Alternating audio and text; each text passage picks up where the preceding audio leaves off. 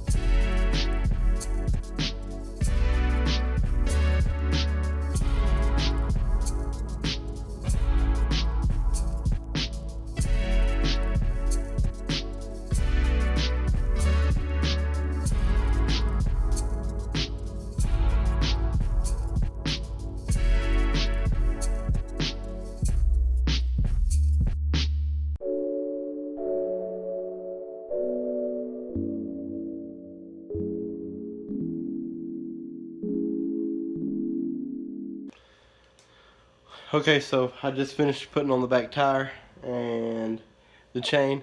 So now we're gonna put on the clutch cable and get this thing done.